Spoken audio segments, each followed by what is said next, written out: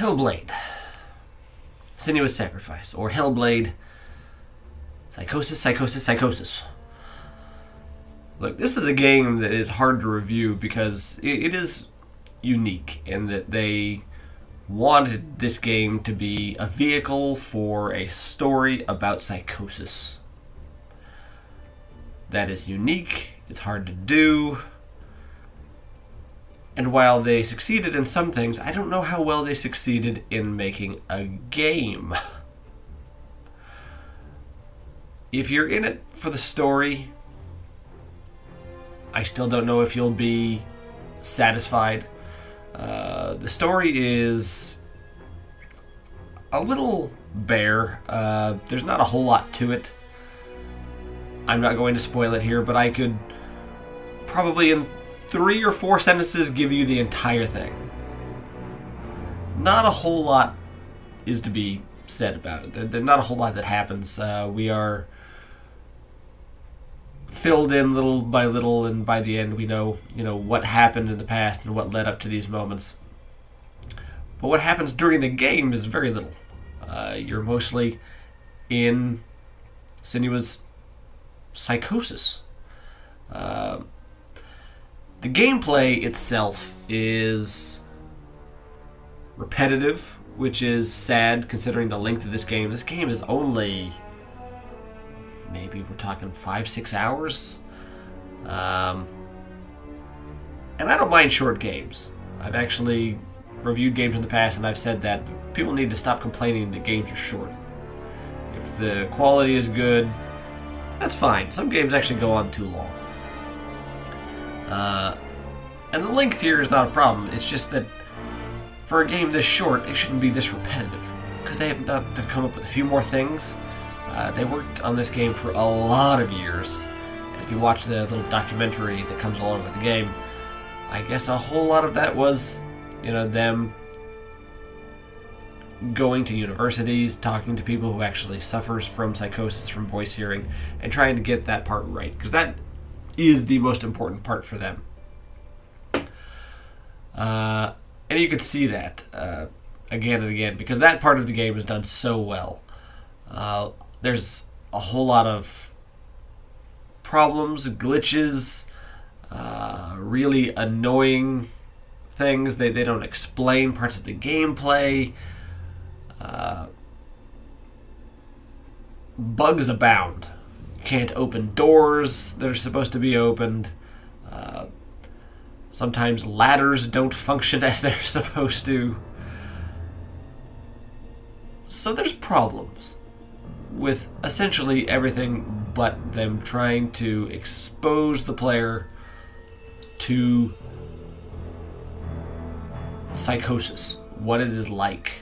And obviously, well, I guess I shouldn't say obviously, but I don't believe I suffer from psychosis, so it's hard for me to say how accurate they got it. But according to experts, according to people who actually have experienced it, to healthcare givers who have a lot of experience with people who suffer these problems, apparently they did get it fairly accurate. Other than story and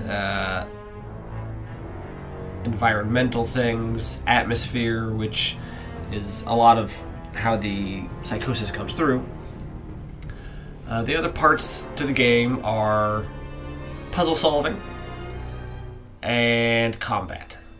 And they usually go in turns.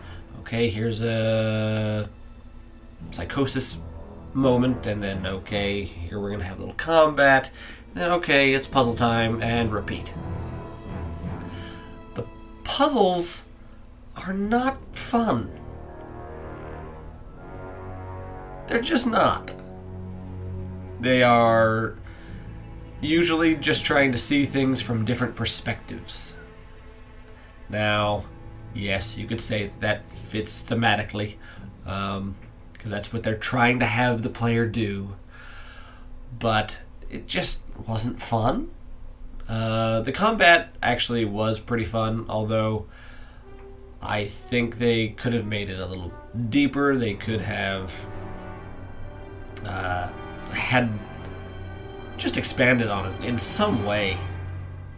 You only fight a total of like 5 different types of enemies, I think, 4 or 5, and only 3 bosses. There's not a lot of variety there. While it is fun, you can either play it in like a Bloodborne style, just dodging left, and right, and finding your opportunities to attack. You can also try to parry and get that timing down. It's fun and it looks good. This game looks amazing at all times, and during the combat it really shines. I think it's kind of a technical marvel that they were able to do this on supposedly an indie budget. It looks amazing, but I don't know if the combat is enough to have someone drawn into the game, if that's the main reason that they are coming into it. If they are a huge third-person action fan, could probably do better somewhere else. I don't think you should get this game if that is your main reason. The main reason you'd want to get this is to see what Psychosis is like, because they did that atmosphere very well. It's freaky, it's scary, and for that, maybe you should try this. But that's the bottom line. Do I recommend this game or not? Do I recommend it to people of fans of third-person action? No. Puzzle fans? No. People who want a deep story? No. Only if you are interested in apparently a very accurate portrayal of Psychosis should you get this game. For me, it was interesting. For you, I don't know. But if you are interested in it, give this one a shot. If not, just don't. A new subscriber. Come, steel yourself. We are building an army.